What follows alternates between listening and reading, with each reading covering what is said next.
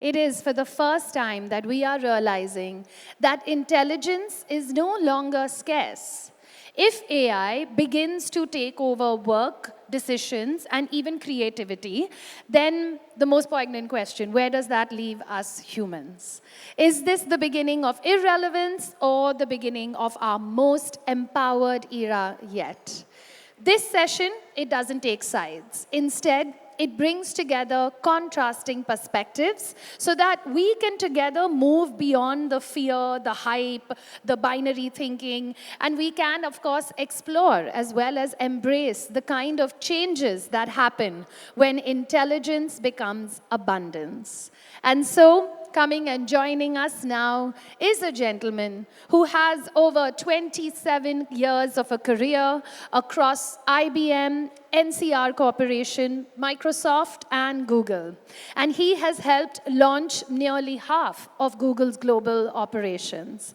A 5-time international best-selling author, Mo is also the founder of the 1 Billion Happy movement, one that is leading mental health, and a podcast as well, which is called As Slow Mo.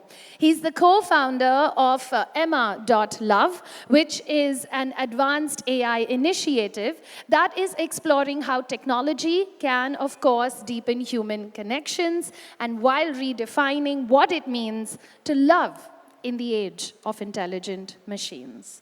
Ladies and gentlemen, please put your hands together as we welcome onto our stage, Mo Gawdat. Thank you. Thank you so much. It is lovely to be here. I have not been to Mumbai for around 9 years, and you may not notice the difference. I absolutely notice the difference. It's incredible, the amount of advancement and progress, just the city, but also everything, and how everything is happening. And I have to say, it's a bit of a challenge because the world is changing again. So we have to beat them again, right? It's quite interesting how fast things are. And I want to take 30 minutes that I have today to talk to you about what I believe is history's biggest opportunity, biggest disruption at the same time. So history's biggest dilemma, if you want.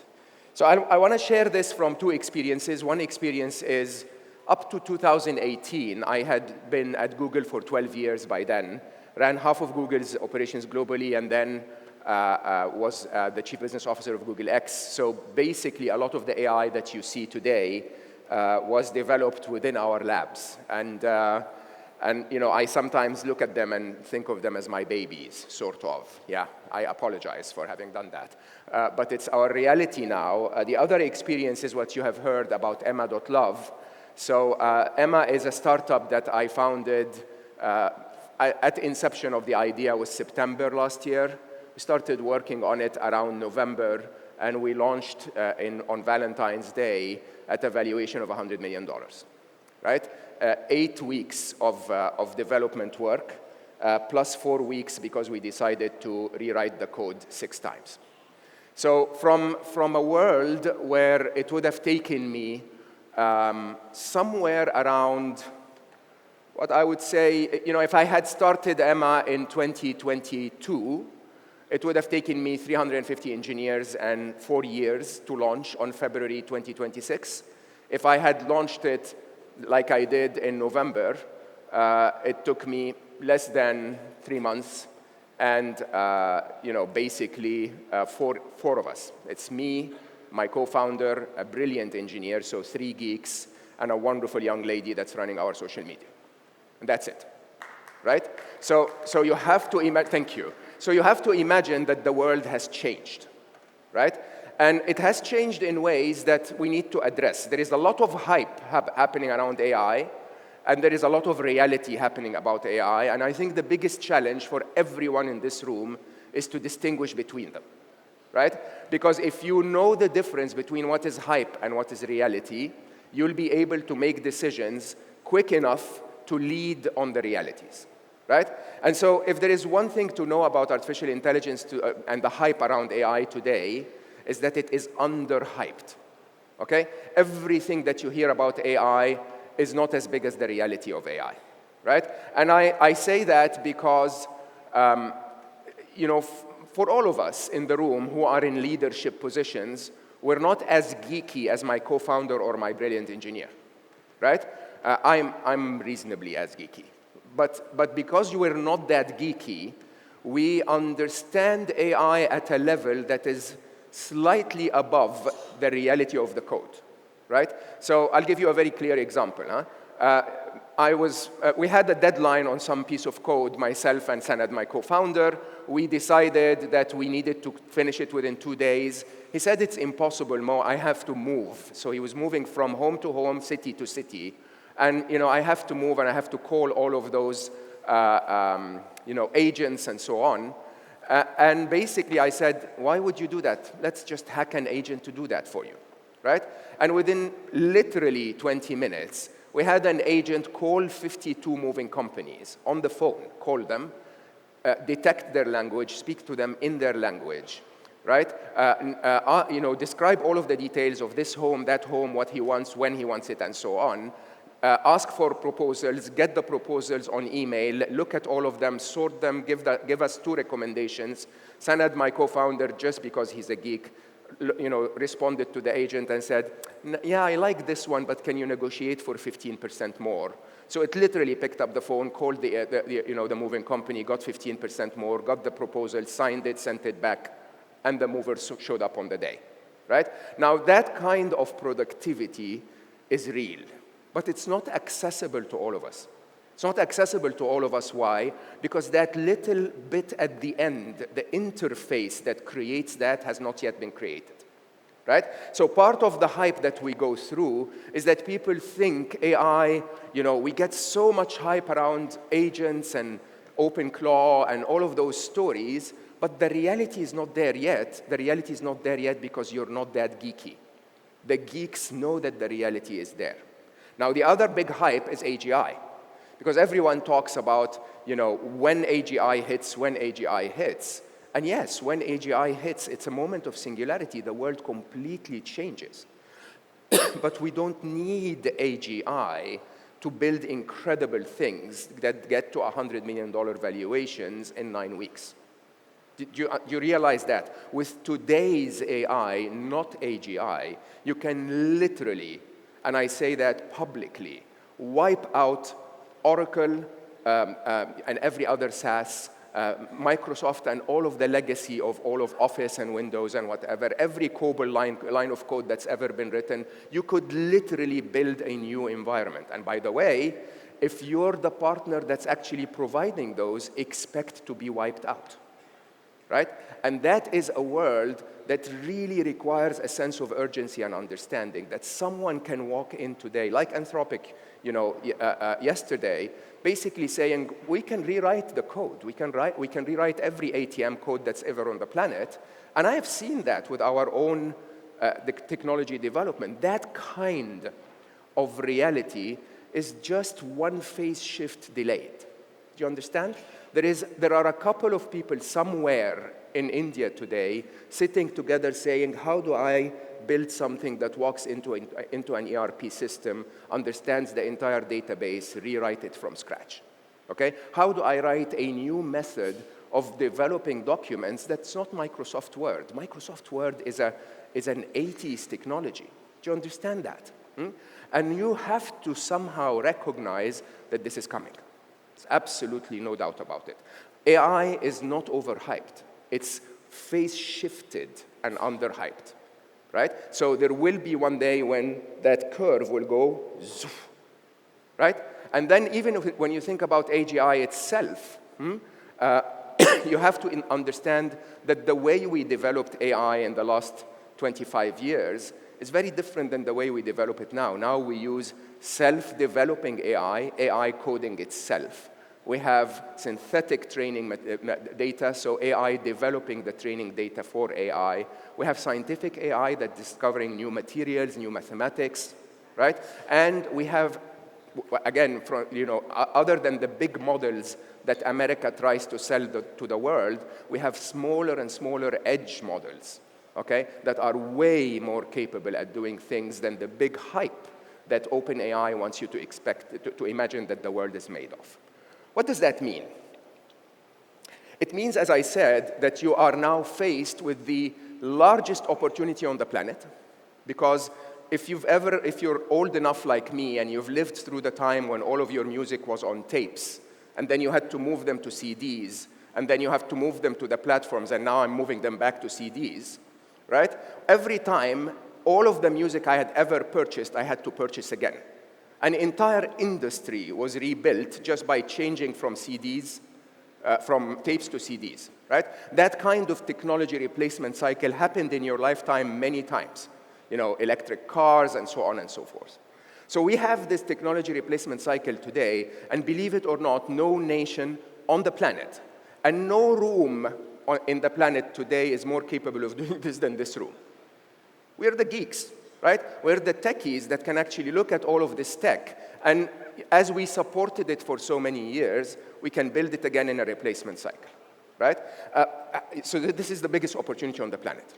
We can also build things like Emma that are completely unprecedented. It's a completely new way of dating and finding love, and almost like the arranged marriage of India, but made using an AI and fit for today's world of I want butterflies and I want him to complete my words. Right? And you can do that today. You couldn't imagine being able to do that using traditional programming a while back. At the same time, there is a big threat, because I'll have to be very open. The kind of hype around everyone losing their jobs is, again, phase-shifted. It's a few years away. But in those few years, you're going to have to make a choice now that will position you either trying to protect your job for a few years by saying, no, we're very, very happy with our ERP, right? Or you're going to have to jump on the bandwagon and say, yeah, absolutely, I'm going to rip it all out, test and try and experiment and get to something very, very cheaply that is way better than what I have now. The first ones will keep their jobs, but probably with a lot more resistance and declining income. The other ones will create businesses that are hundreds of millions of dollars worth. Right? And you can imagine which ones will remain after a few years. Right? And I have to admit to you, the difference between those two is in the definition of what artificial intelligence actually is. Right? And so I want you to imagine that what we've created in the last, I'd say since 2004, is when my life, in places like Google, started to see AI that's actually functioning. So since 2004, what we've created is a bit like a utility. You know how you can plug in the wall and get energy out of a socket, right? Basically, we've utilized, commoditized energy. You plug in any time, you get energy. Now with artificial intelligence, what we've done is we've commoditized intelligence. Right? The most valuable asset on the planet is now commoditized in a device. Right? You can plug into it, and instead of getting electricity, you get IQ. You get EQ. Okay? You get process intelligence. You get every form of intelligence that you can think of. And this will happen in two phases. Right? Phase number one is what I normally refer to as what we're going through right now. It's called the era of augmented intelligence. Right? It's machines and humans together working to deliver things that neither machines alone nor humans alone can deliver. Okay? And this is a very well-known geek story, because again, if you're an old geek like me, 1989 was a very profound moment for most of us. That was the year where Deep Blue, IBM's system, beat Garry Kasparov in chess. Okay? And most of us geeks play chess. We think we're the smartest thing ever, and then a machine wins against Garry Kasparov, and if you've ever met Garry, oh my God, like incredible intelligence, right? Now, since then, no human has ever won against a proper machine in chess, ever. That's it, over, right? But then we started, as chess players, to have tournaments when we have a human and a machine playing against a human and a machine. right? So teams of human-machine cyborgs, if you want, competing against each other, and the game itself elevated to new moves, new strategies, new things we've never, ever thought about before, right? And this is the era of augmented intelligence. The era of augmented intelligence is you and the machine together becoming not 134 IQ, not 164 IQ, not 250 IQ. We have the potential within a year or two to become humans that operate at an augmented 300, 400 IQ points. And I dare say in my writings as we speak, my last book was written together with an AI, not researched by an AI and written by me. It's written with an AI that is a co-author, that has her name on the book, that has editorial rights, and together we wrote a book that readers thought was incredible, to the point that they would sometimes ask me questions and sometimes ask her questions, right? Now, for an author, I could have chosen to resist and say, no, I will write my original way, or I can decide to jump onto the bandwagon and do it very, very differently, embracing that teamwork all the way, and basically create something that's never been created before. The difference between that opportunity and that threat is actually very interesting.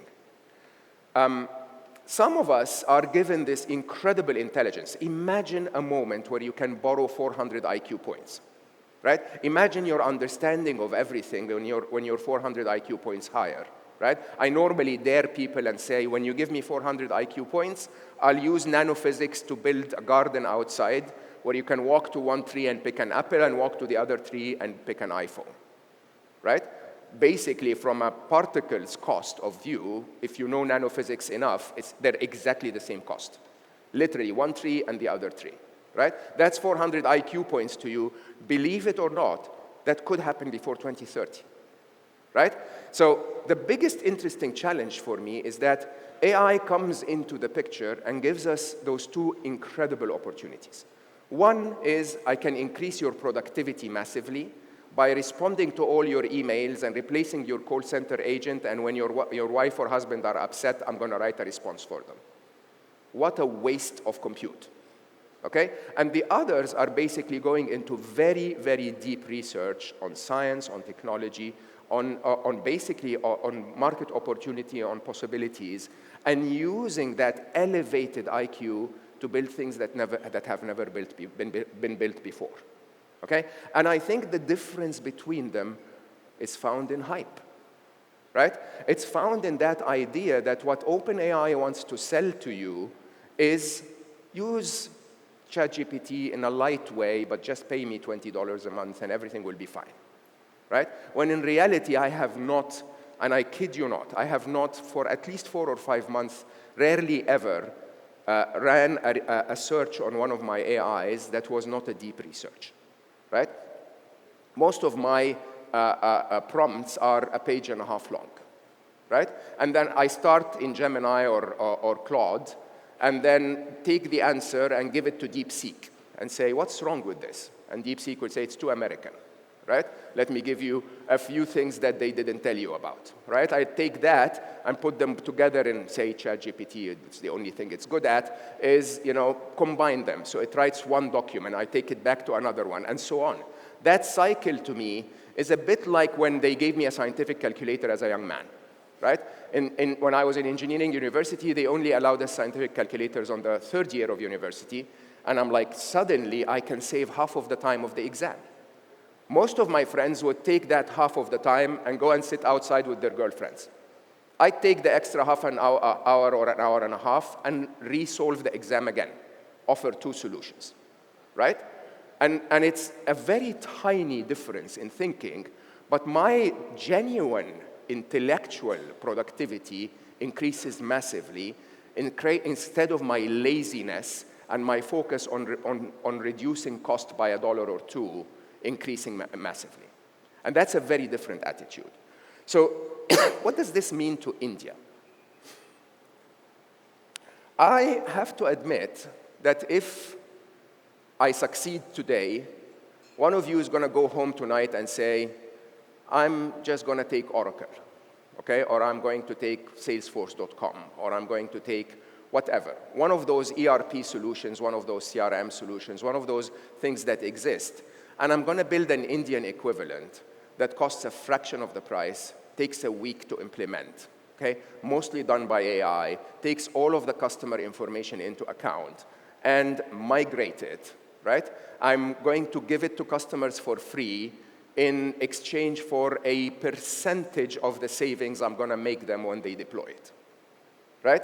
And I can guarantee you if 10 of you do that today, this economy will be as big as OpenAI. Because think about it. Seriously, thank you. The very few that like this idea, talk to me after.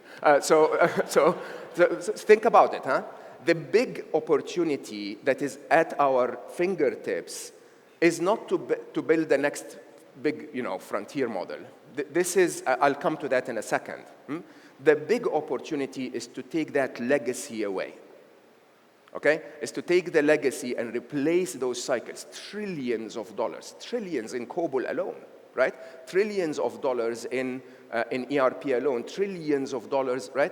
And I say that, and I know all of you are in tech, and I know all of you, your business is dependent on this, okay?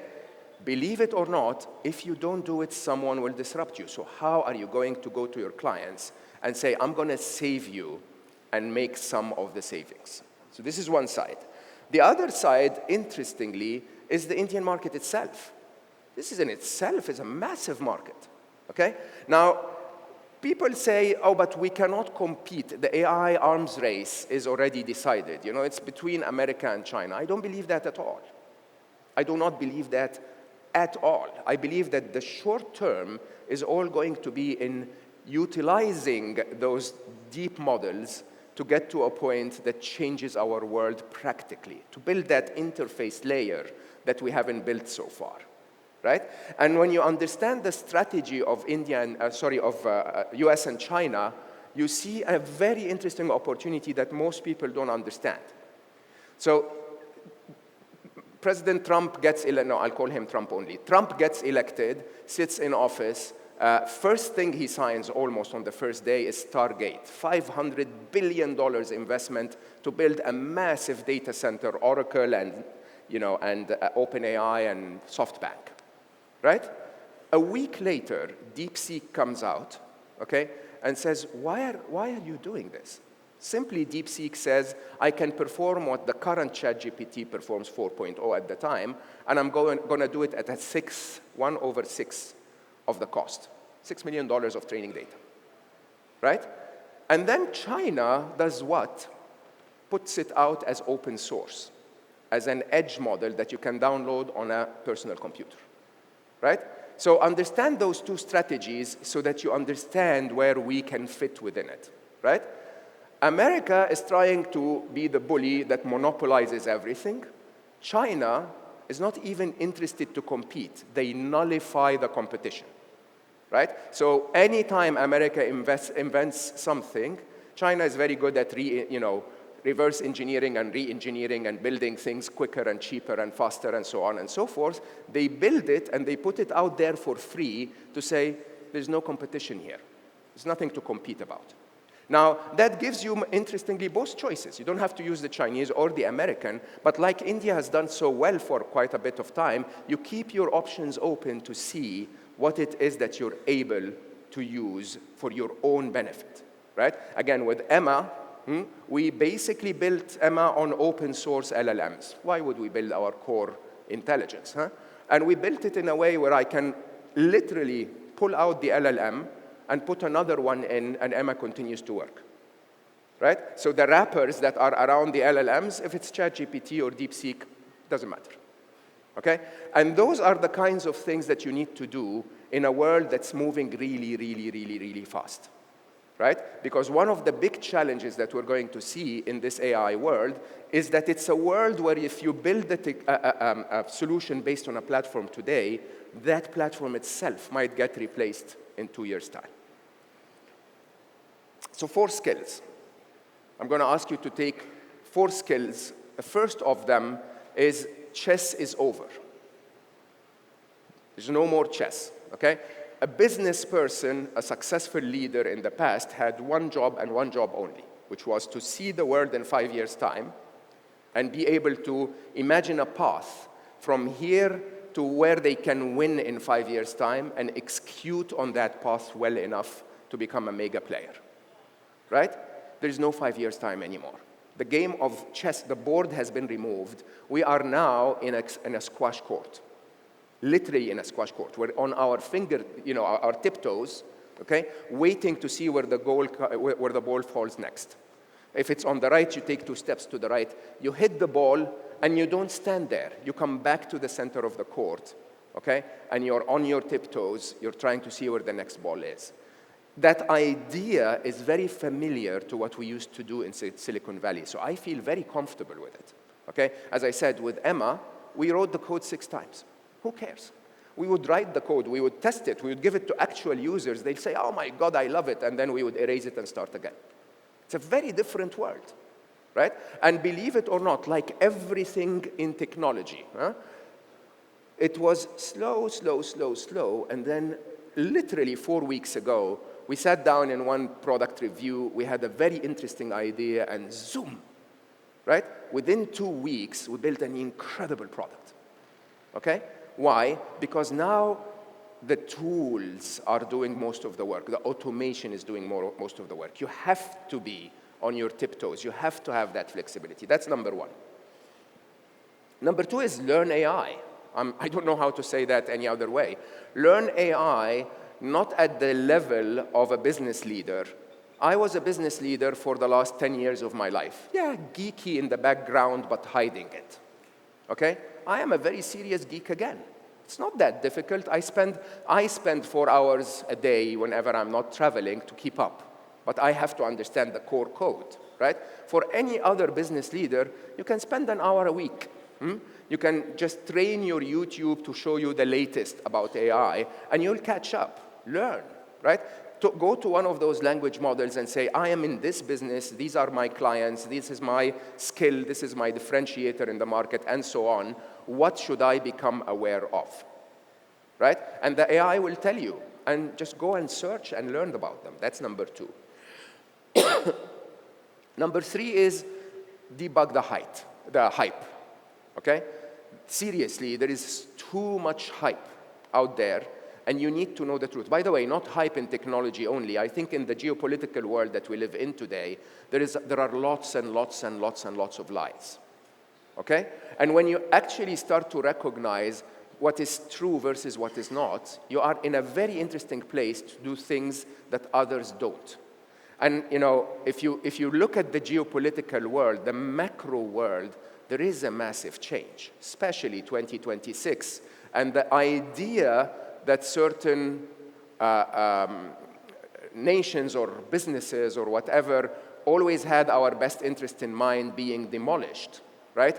Basically means you're going to start seeing a lot of places around the world. Europe, just last week, announced that they are actually going to ask some of their technology providers to be changed.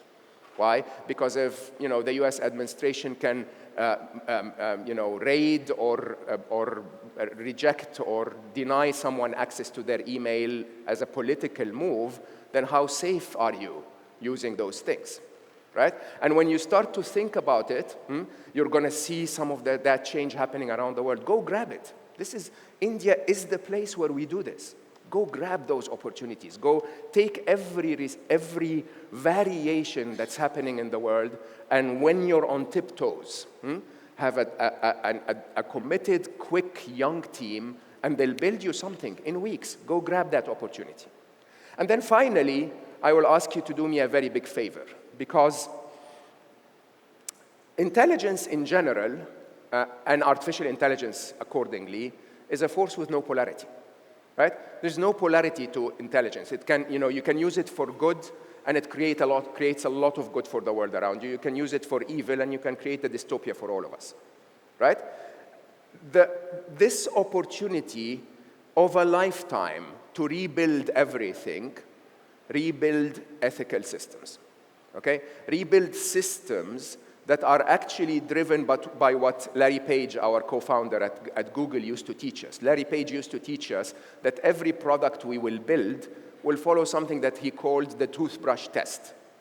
So if you came into the executive team of Google and said, I have a business idea, here is the P&L, we're going to make this much money, they wouldn't listen, right? They would always push us back and say, what problem are you trying to solve? And our world is full of problems, right?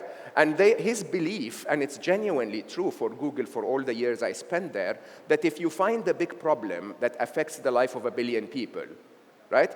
And you solve it so well that they use you once or twice a day, right? You're bound to make a lot of money.